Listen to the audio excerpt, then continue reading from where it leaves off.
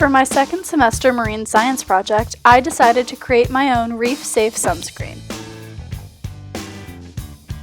The recipe I chose to use was from a website called I Quit Plastics, a blogger documenting her eco-friendly lifestyle.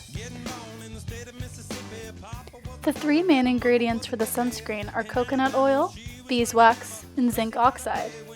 These three ingredients were present in every single recipe that I looked at.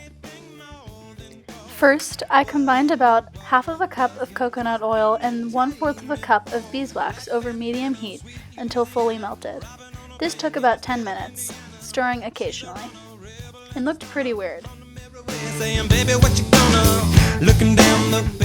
Next, I added 2 tablespoons of the non-nano, uncoated zinc oxide.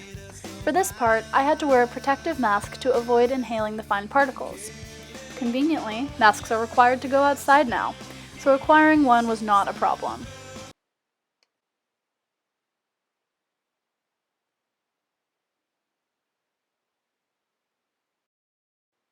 After the zinc oxide was mixed in, I added about 2 tablespoons of Hershey's cocoa powder for color and texture.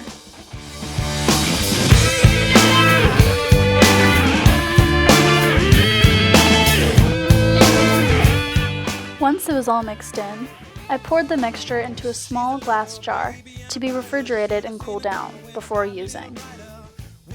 After it cooled, the sunscreen was ready to be tested.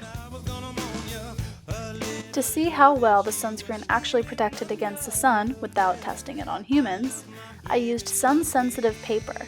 The paper started out dark blue and turned light blue as the sun hit it.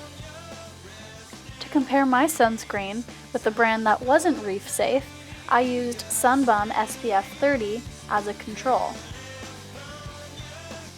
The sunscreens were put on the paper, which was unexposed to the sun and still dark blue. I put the samples outside for about 2.5 minutes. The sunscreen that was least effective would have had lighter blue paper underneath it when rubbed off. Though the unsafe sunscreen stayed on longer, it was also a lighter blue, meaning that the sun penetrated it easier than it did the reef-safe sunscreen, making the reef-safe more effective.